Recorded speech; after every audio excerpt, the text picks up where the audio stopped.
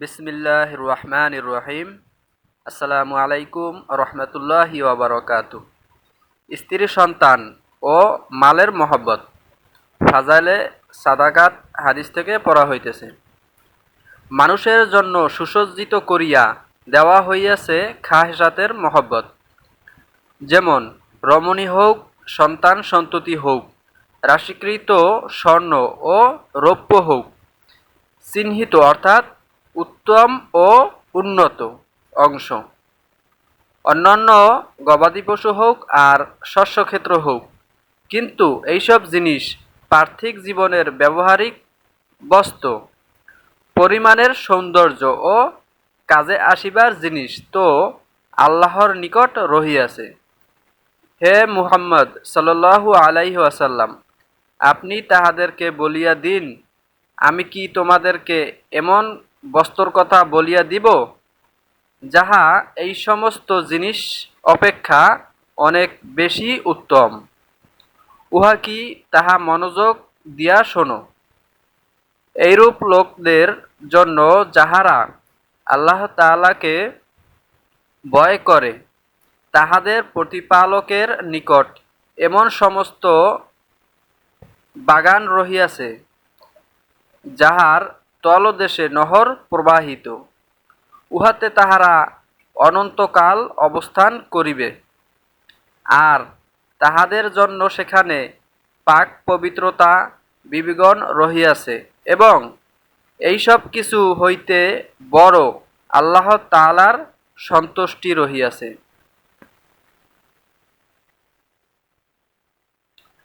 আর আল্লাহ তাআলা বান্দাদের অবস্থাসমূহ খুব দেখেন। এই সমস্ত লোক যাহাদের জন্য আখেরাতের এইসব জিনিস রহিয়াছে, যাহারা এমন লোক যাহারা বলে, হে আমাদের পরওয়ারদিগার, আমরা ঈমান আনিয়াছি, সুতরাং আপনি আমাদের গুনাহ মাফ করিয়া দিন, এবং অন্যদিকে জাহান্নামের আযাব হইতে রক্ষা করুন। তাহারা ওই সমস্ত লোক যাহারা মুসিবতে ধৈর্যশীল ও সত্যবাদী, আল্লাহ তাআলার সম্মুখে বিনয়ী এবং এবং নেক কাজে মাল খরচকারী, এবং শেষ রাত্রে গুনাহের ক্ষমা প্রার্থনাকারী। আলী ইমরান সূরা আয়াত 14-17। আর শস্যক্ষেত্র হোক, কিন্তু এই সমস্ত জিনিস পার্থিব জীবনের ব্যবহারিক বস্তু। ফায়দা: আল্লাহ তাআলা এইসব জিনিসের মহব্বতকে খাহেসের মহব্বত বলিয়া অভিহিত করিয়াছেন। ইমাম গাজ্জালী রহমাতুল্লাহি আলাই বলেন, খাহেসের চরম পর্যায়ে পৌঁছার নামই প্রেম, যাহা চিন্তা শূন্য, অন্তরে রোগ। শুরুতেই উহার চিকিৎসা করা প্রয়োজন, অর্থাৎ উহার প্রতি দৃষ্টিপাত কমাইয়া দিবে, উহার প্রতি মনোযোগ কমাইয়া দিবে।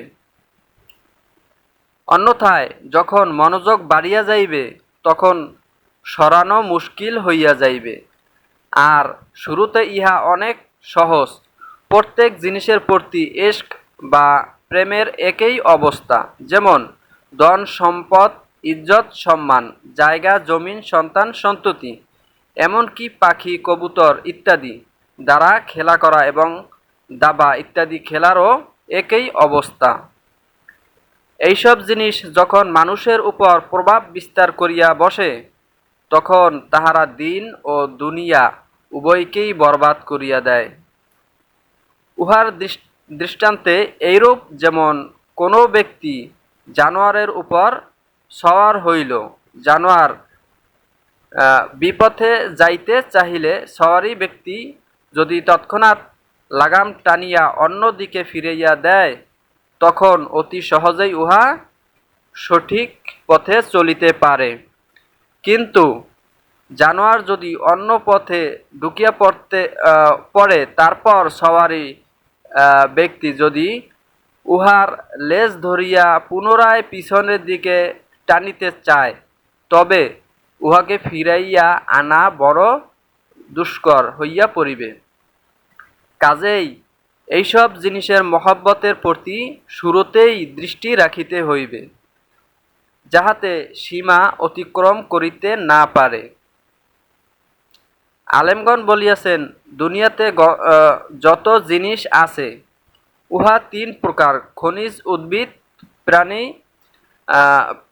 আল্লাহ তাআলা উক্ত আয়াতে এই তিন প্রকার বস্তুর দৃষ্টান্ত উল্লেখ করিয়া দুনিয়ার সমস্ত জিনিস সম্পর্কে সতর্ক করিয়া দিয়াছেন। আর স্বর্ণ রৌপ্যকে উল্লেখ করিয়া সমস্ত খনিজ দ্রব্য সম্পর্কে এবং ঘোড়া গবাদি পশু উল্লেখ করিয়া সর্বপ্রকার জীবজন্তু সম্পর্কে এবং ক্ষেত খামারের দ্বারা সর্বপ্রকার উৎপন্ন দ্রব্য সম্পর্কে হুঁশিয়ারি করিয়া দিয়াছেন। আর এই সমস্ত জিনিসই সমগ্র দুনিয়ার সারবস্তু। যাহা কিছু শুনলাম, আল্লাহ তাআলা আমাকে সহ আপনাদের সবাইকে আমল করার তৌফিক দান করুন, আমিন। এবং ভিডিওটি ভালো লাগলে অবশ্যই লাইক করবেন এবং অন্যকে দেখার সুযোগ করে দিবেন। ধন্যবাদ সবাইকে।